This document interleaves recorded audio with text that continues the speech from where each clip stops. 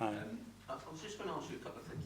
Starting with the game tomorrow and the dynamic of the game, is it all about the first goal? If you score the first goal, you know, it must give the players belief, it maybe silences the crowd. How do you see that point of view tomorrow? There is a lot of factors when that first goal is scored as well. You know, what you producing in the game to score that goal, how we generate momentum. What if you don't score for a period of time as well? There are going to be a lot of scenarios in that game, and we have to be really good at it.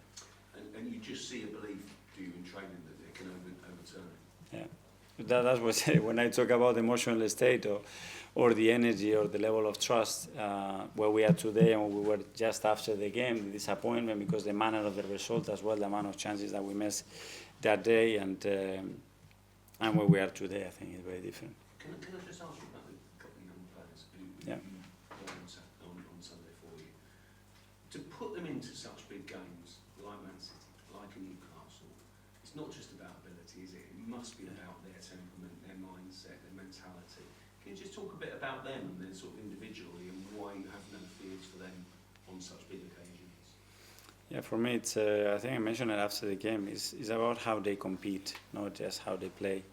And in order to do that, you have to be emotionally very stable. You have to be composed. You have to be very confident in yourself because there are going to be moments that they're going to try to expose you as well when you are at that age. They're going to test you and how you react to that or how you act in those moments. And those boys have shown that they are happy, you know, to go through these challenges, this kind of context. And I think the bigger the game got, I think the better they became, which is not easy to do. But they have done that in the last few months. Jordan, son? Hi, Mikel. Hi. I know you say you've got other options in that number 9 position, but Kai kind of is your only one. Now, how much do you have to protect him, really manage his games, and kind of wrap him up and make sure he doesn't have any niggling injuries? Leave you really short. Yeah, he's played a lot of football, but his robustness, his availability is unbelievable. You know, when you ask him, he feels better when he's playing every 3 days. Against Girona, for example, we give him a rest, you know. And then he felt fresher. He had a very demanding game physically against City for the role that he had to do. And yeah, see how they are. At the end, the players give you a lot of information. But if you are playing well, you're scoring goals, all this helps, I think. Is there a scenario where he could now start every game from now to the end of the season and not have a rest? I don't know. This is a possibility, I don't know. And maybe we go through that scenario and he scores another 15, 18 goals. Can you imagine? That's a good scenario. just finally, I know you spoke about Myles' celebration after the game and you said that the players know what you think about it.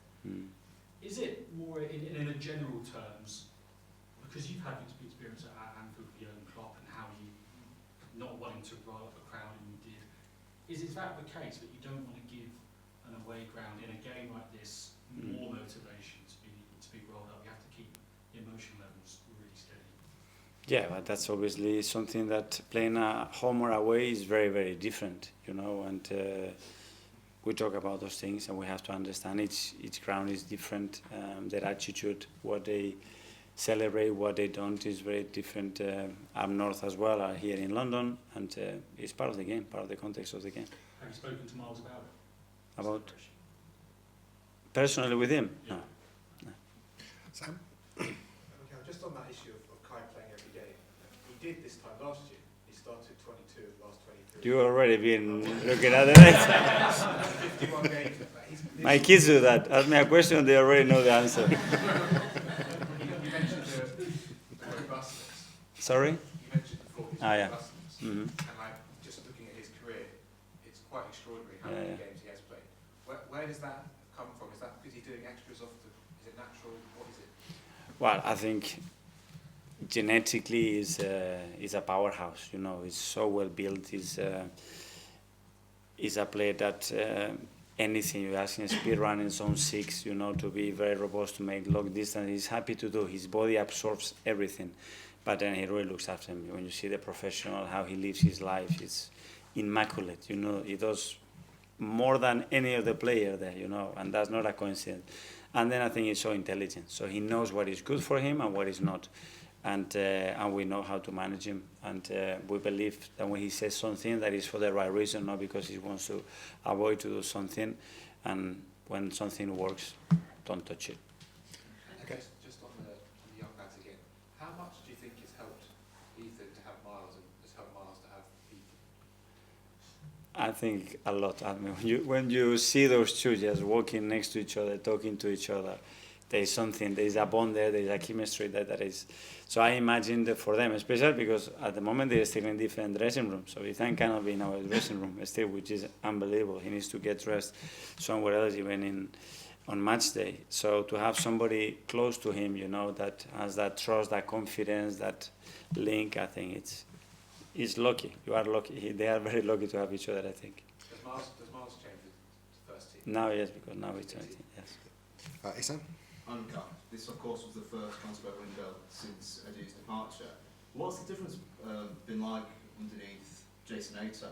And how much of an impact was Edu's untimely departure having an impact and effect on the business or lack of business that happened in this window?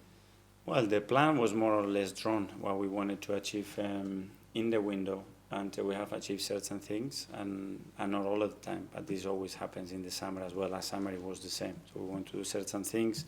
Some of them are renewals, some of them try to recruit some players, some of them with academies, some others that we didn't want to sell. And this window was the same. I think Jason and the team, both of them, they have done a really good job, but then it's the market and it's complicated. What are some of the certain things that you have achieved?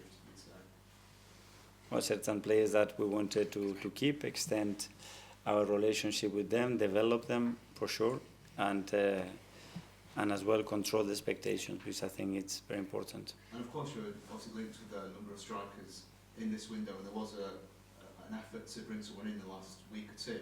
Does that not show that there was a need to bring a striker in? And how much pressure does this obviously put on the squad and yourself going ahead next coming months without this new striker before the next window?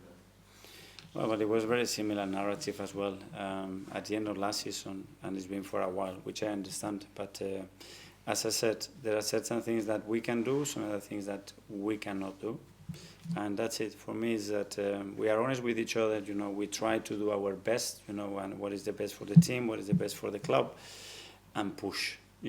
At the end, when somebody is showing that will to win, to say, okay, now is the moment to do it, and we are willing to do it. Then you cannot do it. Okay.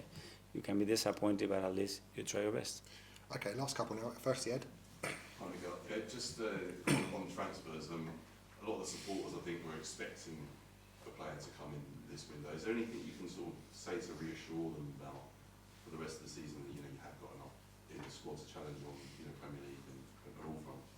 Well, especially about the size of the squad, the numbers that we've been dealing with, because we've been periods where we have 13 players out there. That's super, super low. And we have somehow managed. So if we have managed those moments, I'm expecting the way the players that are not fit are looking, that we're going to be better, so that as the week goes by, we're going to be better.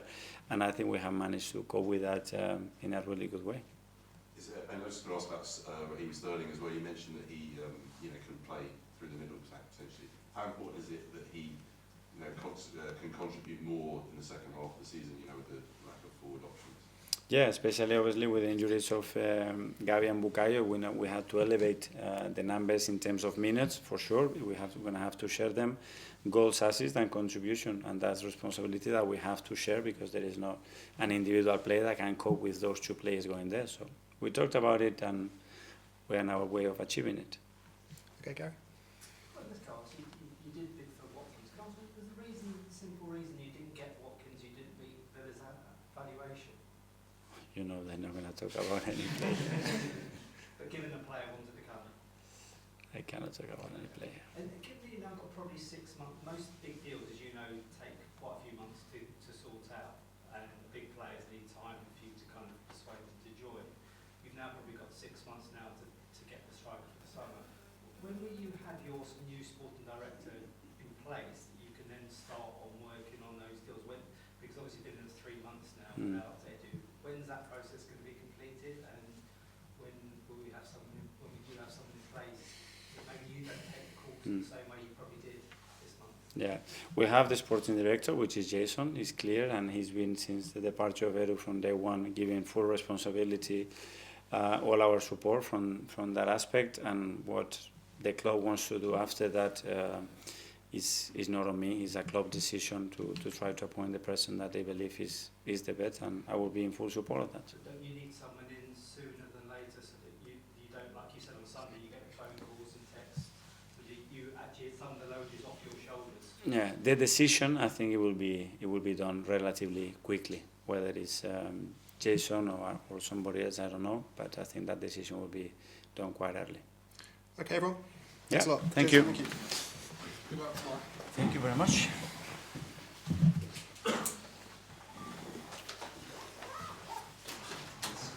Right foot is 9 goals. So what is he? So he's on 7, so he's 2 away. 2 away. Yeah, he's got about 6 It wins. doesn't matter the competition, No, Coca-Cola Cup all or competitions. Huh? Yeah. All all competitions. competition, Carabao. and- Yeah. ¿Verdad? Bogey, ¿no? Bogey, o bogey. You can never beat them. It's always like you're kind of lucky.